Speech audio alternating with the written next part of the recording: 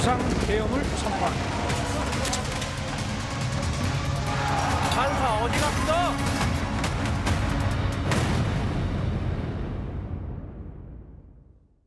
여러분 안녕하십니까? 2024년 12월 3일부터 414일 만인 오늘 법원이 처음으로 윤석열의 비상계엄이 내란이라는 판단을 내놨습니다.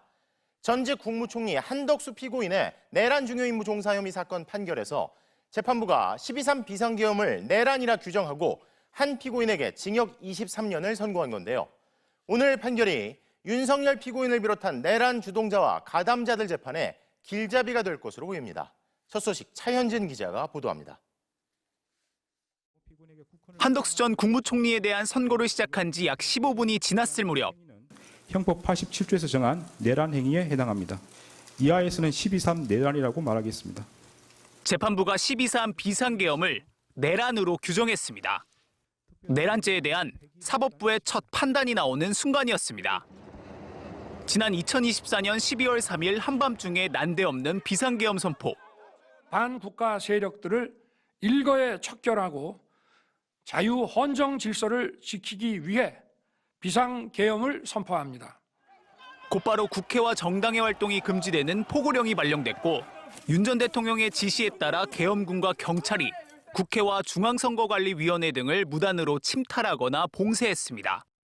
내란죄의 법적 구성 요건은 국헌문란의 목적과 폭동행위. 재판부는 윤석열 전 대통령이 헌법기관인 국회와 중앙선거관리위원회를 침탈했으며 언론 출판에 대한 헌법적 가치를 파괴하기 위해 비상계엄을 선포하고 포고령을 발령했다며 먼저 국헌문란의 목적이 있었다는 점을 인정했습니다. 헌법에 의하여 보장되는 의회 정당제도 영장주의를 소멸시키고 헌법에 의하여 금지되는 언론 출판에 대한 허가 금지를 시행함으로써 헌법과 법률의 기능을 소멸시키는 5천여 명에 달하는 계엄군과 경찰관이 국회와 선관위 등을 점거한 행위 역시 폭동으로 판단했습니다. 다수의 군병력과 경찰 공무원을 동원하여 국회, 중앙선관위 등을 점거, 출입 통제하는 등 다수인을 결합하여 육력을 행사하고 해악을 고지함으로써 한 지역의 평화를 해할 정도의 위력이 있는 폭동을 일으켰다고 인정됩니다.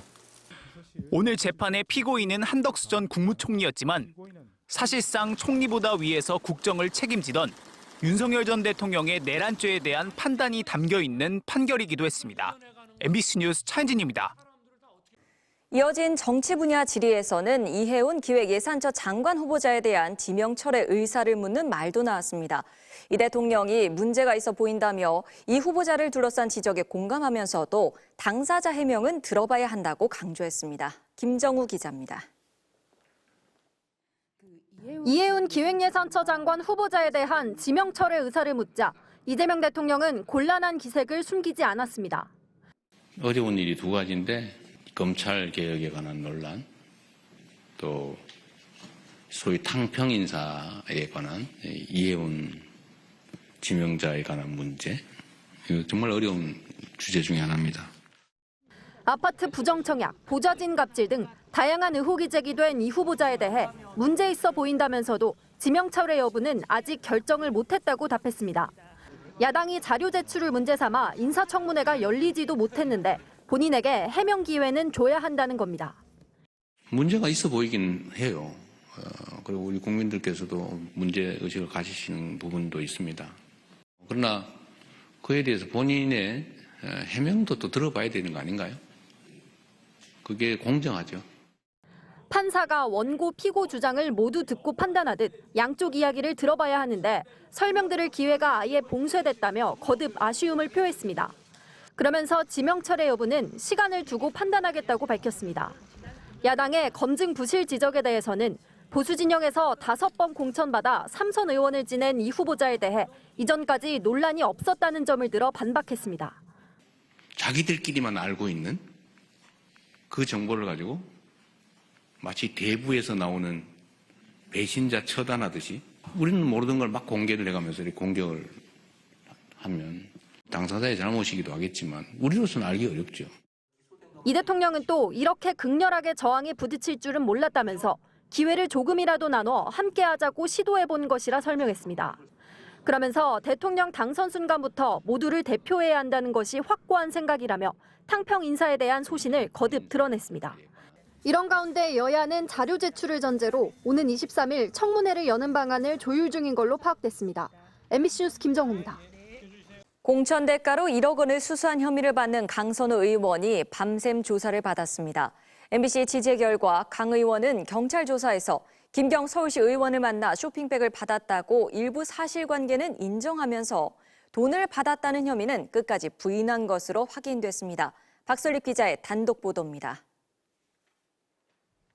2022년 지방선거 전 공천 헌금을 받은 혐의를 받는 무소속 강선우 의원에 대한 첫 경찰 조사는 21시간 가까이 이어졌습니다. 성실하게 사실대로 최선을 다해서 조사에 임했습니다. 이런 일로 국민께 심려를 끼쳐드린 점 다시 한번 진심으로 죄송합니다. 그런데 강 의원은 오늘 조사에서 김경 서울시의원을 만나 쇼핑백을 건네받았지만 그 안에 돈이 들었는지는 몰랐다는 취지로 진술한 것으로 MBC 취재 결과 확인됐습니다. 오늘 조사는 앞서 각각 3차례씩 조사를 받은 김 시의원과 남 씨의 핵심 주장을 강 의원에게 확인하는 방식으로 진행됐습니다. 앞서 김 시의원은 남 씨 주선으로 2021년 12월 서울 용산구의 호텔 1층 커피숍에서 강 의원을 만나 1억 원을 직접 줬다고 진술했습니다. 남 씨는 관련 내용을 전혀 모른다는 기존 입장을 뒤집고 최근 강 의원이 돈을 받아 전세 자금으로 썼다는 취지로 말한 것으로 알려졌습니다. 강 의원은 이에 대해 김 시의원을 남 씨와 함께 만나 쇼핑백을 받은 사실관계는 인정하면서 돈은 받지 않았다고 혐의를 부인한 겁니다. 특히 1억 원을 전세 자금으로 썼다는 남 씨 진술에 대해서도 강 의원은 경조사비 등 개인 자금을 활용했다는 취지로 반박한 것으로 확인됐습니다. 다만 강 의원은 실제 2022년 지방선거 직전 전세금 2억 5천만 원을 올려 이사했습니다. 돈이 건네진 구체적인 정황에 대한 강 의원의 첫 입장이 드러난 상황. 강 의원의 부인에도 불구하고 경찰은 김 씨 의원과 남 씨가 본인이 처벌받을 수 있는 상황에도 돈이 건네졌다고 공통되게 진술하고 있다는 점 등을 토대로 강 의원에 대한 구속영장 신청을 유력하게 검토하고 있습니다. MBC 뉴스 박솔립입니다. 최근 경기도의 한 민간 어린이집 교사용 화장실에서 불법 카메라가 발견됐습니다. 어린이집 원장은 경찰에 신고해봤자 범인을 잡기 힘들다며 쉬쉬했는데 알고 보니 범인이 원장의 남편이었습니다. 정한솔 기자의 단독 보도입니다.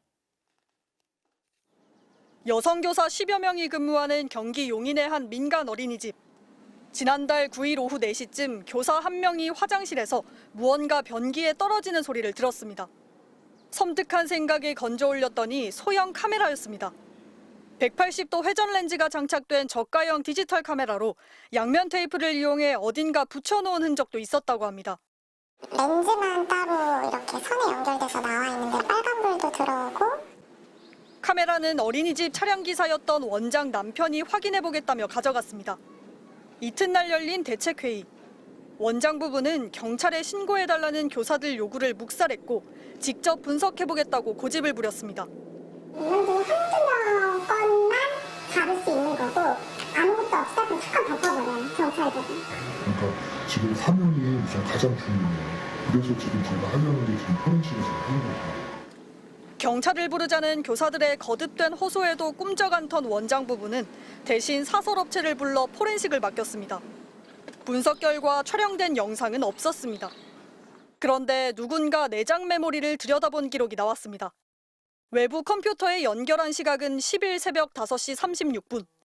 카메라가 발견된 바로 다음 날로 원장 남편 수중에 있던 시점입니다. 열어보기만 했을 뿐 삭제한 건 없다던 원장 남편은 모든 걸 떠안겠다. 원장님은 좋은 사람이니 힘들어하지 않게 해달라는 메시지를 남긴 뒤 잠적했습니다. 원장이 남편을 대신해 범행을 인정하고 사죄했지만 교사들은 호기심으로 해봤다는 변명에 치를 떨어야 했습니다. 처음이었다고 그냥 영상 이렇게 가지고 보다가 이렇게 나오길래 진짜로 그런지 해서 호기심으로 했는데. 경찰은 불법 촬영 혐의로 원장 남편의 휴대전화 등을 압수했으며 핵심 증거인 카메라를 버렸다고 주장하고 있는 남편에 대해서는 구속영장 신청을 검토하고 있습니다. 원장 부부는 MBC 질의에 수사에 최대한 협조하겠다는 말만 전했습니다. MBC 뉴스 정한솔입니다.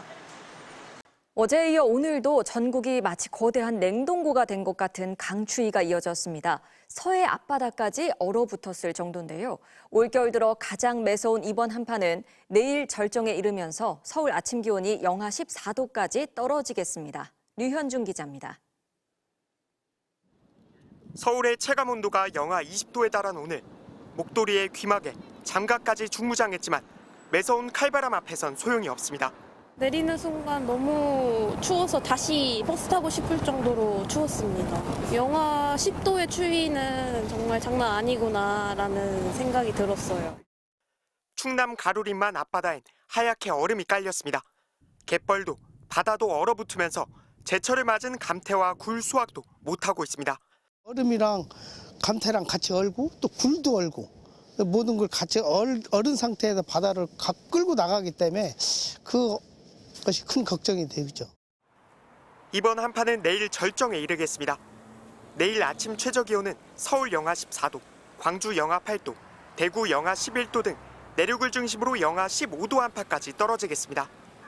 중부지방을 중심으로 한파특보가 내려진 가운데 낮에도 기온이 크게 오르지 않겠고 강한 바람까지 더해져 더 춥게 느껴지겠습니다. 북서쪽에서 찬 공기가 지속적으로 유입되면서 22일 아침 기온은 영하 15도 안팎으로 떨어지는 곳이 많겠고 바람도 강하게 불어 체감온도는 더욱 낮겠습니다.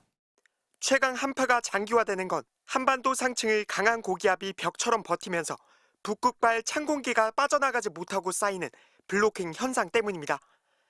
여기에 서쪽의 고기압, 동쪽의 저기압이 위치하면서 차가운 북서풍이 우리나라로 강하게 불어오고 있습니다. 블로킹 현상으로 인한 강추위는 이번 주말까지 이어지겠습니다.